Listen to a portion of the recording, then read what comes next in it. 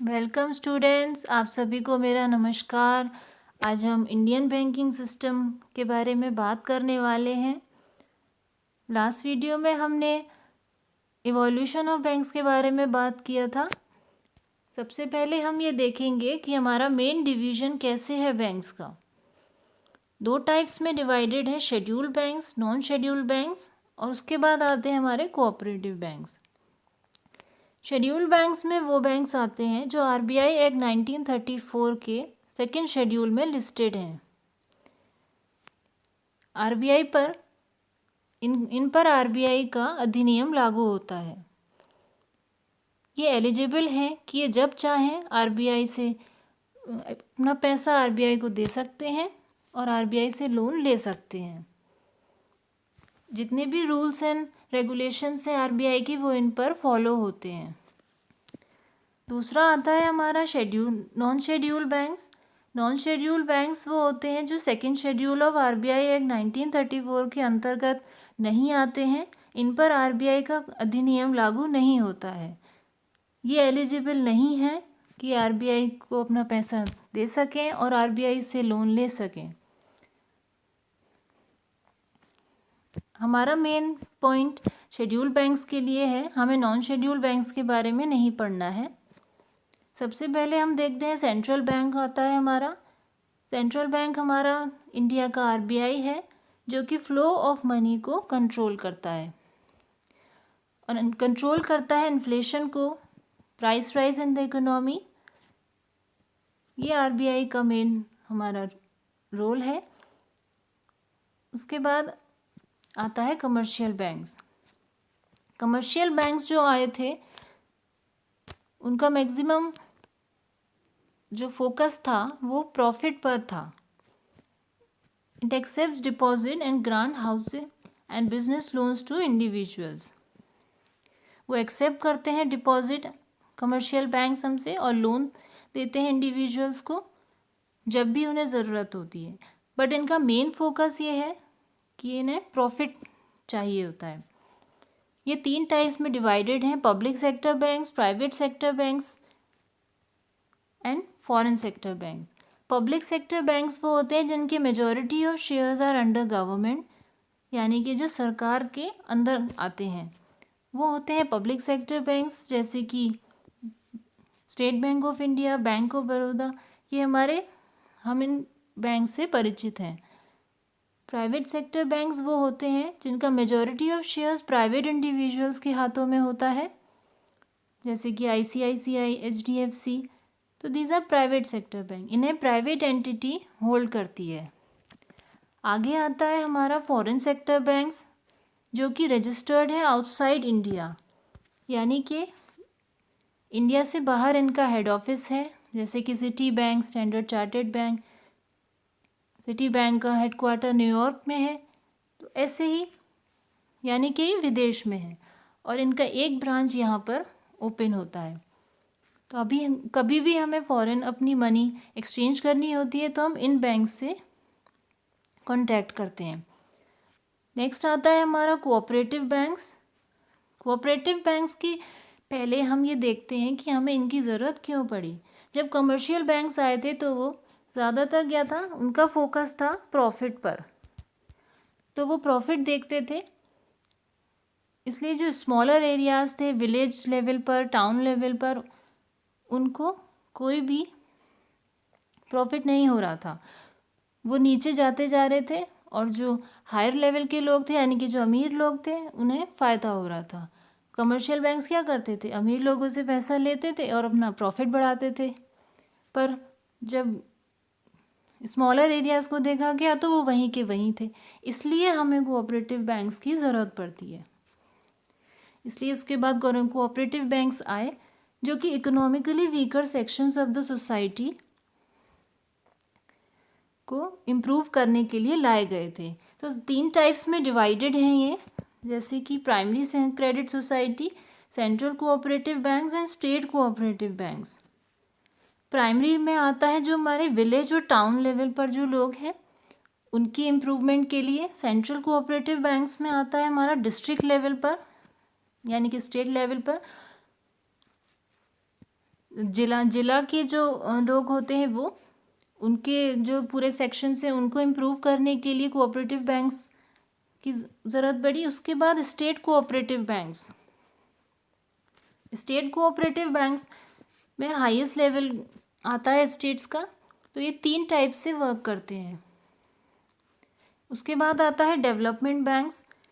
Cooperative banks के अंदर ही आते हैं डेवलपमेंट बैंक्स, जो कि डेवलपमेंट बैंक्स मेनली फोकस करते हैं जैसे मशीनरी, इक्विपमेंट्स और लेटेस्ट टेक्नोलॉजी के लिए जो भी चीज़ें हमें ज़रूरत है उसको इम्प्रूव करने के लिए, उसको बढ़ाने के लिए डेवलपमेंट बैंक्स की ज़रूरत होती, क्योंकि कमर्शियल बैंक्स जो थे वो इन चीज़ों को नहीं देखते थे।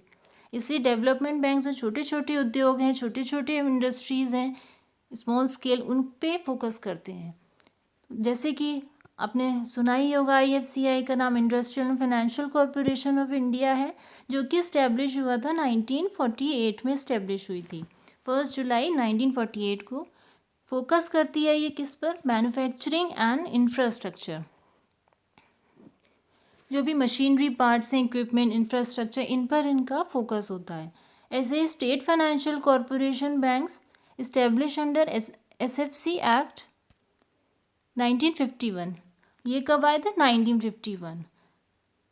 नाउ प्रमोट करते हैं small and medium scale enterprises को, जो कि छोटे विलेज में जो छोटे काम होते हैं, जैसे कि हमें मशीनरी का है। ग्रामीण विकास पे ज़्यादा फोकस होता है इनका, और किसानों के लिए वहाँ पर भी ये हेल्प करते हैं। फिनिश पार्ट्स में रॉ मटेरियल जो भी हमें चाहिए वो SFC उसको लोन प्रोवाइड कराता है, उसके लिए एडवांसमेंट्स देता है, तो उसको ये हेल्प करता है। अब आते हैं हमारे स्पेशलाइज्ड बैंक्स। ये भी डेवलपमेंट बैंक्स के ही अंदर आते हैं, पर ये थोड़ा सा स्पेशलाइज इसलिए कहा जाता है, थोड़ा सा इनका आउट ऑफ द बॉक्स काम होता है, यानी कि थोड़ा सा बड़ा काम होता है। जैसे कि प्रोवाइड कराते हैं ये फाइनेंस टू पर्टिकुलर सेक्टर्स। कुछ सेक्टर्स ऐसे होते हैं जहाँ पर हम इंडस्ट्री सेटअप कर सकते हैं, स्टार्टअप कर सकते हैं, अपना बिजनेस को स्टार्ट कर सकते हैं, वहाँ पर स्पेशलाइज्ड बैंक्स की ज़रूरत होती है। उसके लिए ये हमें लोन्स प्रोवाइड कराते हैं, फाइनेंशियल हेल्प करते हैं। तो इसमें 3 टाइप्स के बैंक्स आते हैं, जैसे कि EXIM, export import bank of India.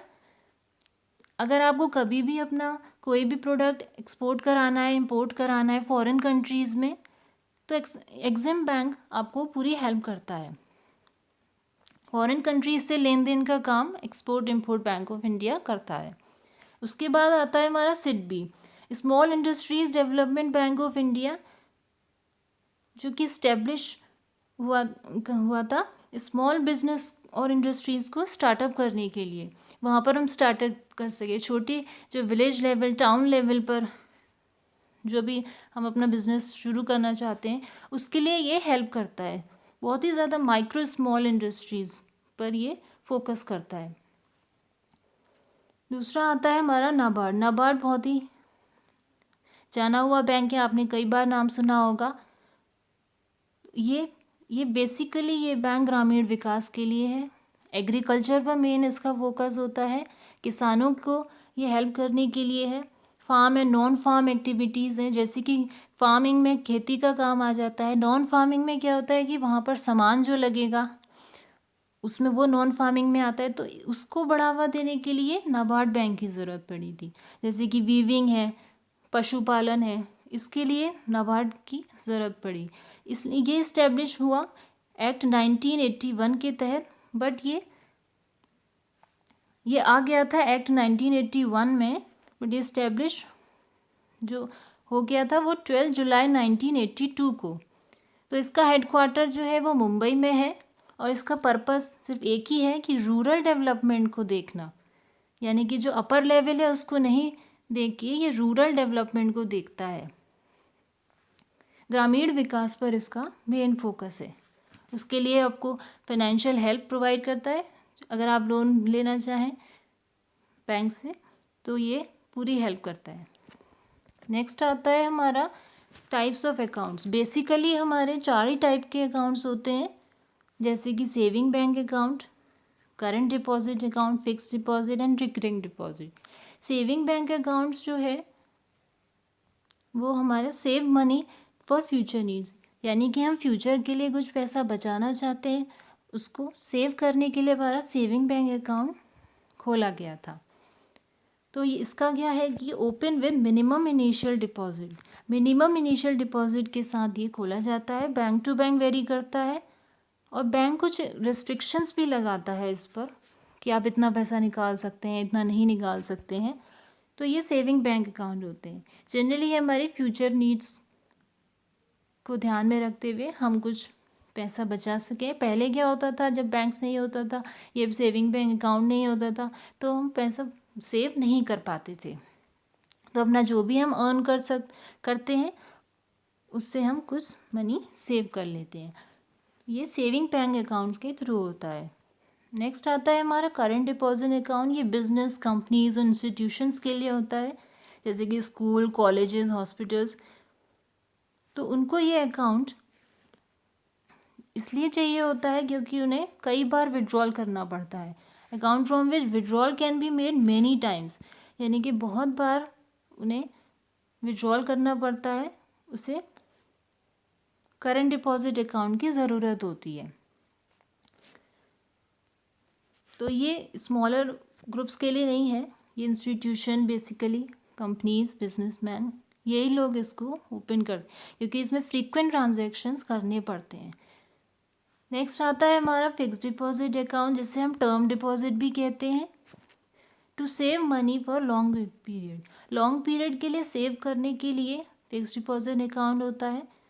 तो ये अकाउंट ओपन होता है एट हायर इंटरेस्ट रेट पर, देन जिसका पीरियड ऑफ डिपॉजिट है 7 days to 10 years और more, during which no withdrawal is allowed.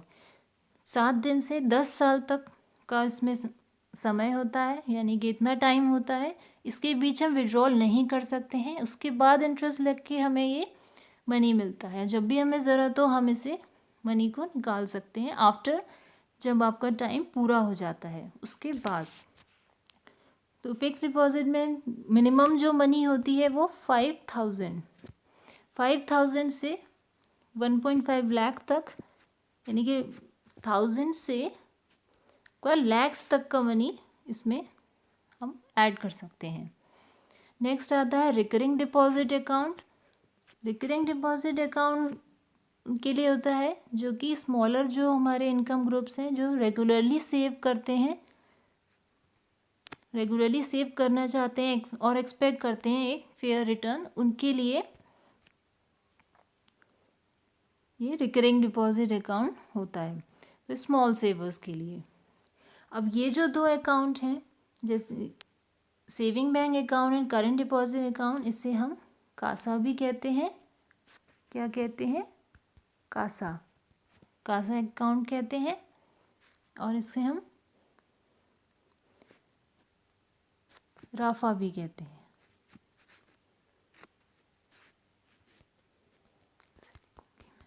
Rafa, okay. तो ये होता है हमारा basic accounts. Thanks for watching. अगर आपको वीडियो अच्छी लगी तो लाइक करें, शेयर करें एंड सब्सक्राइब करें चैनल को। मिलते हैं नेक्स्ट वीडियो में।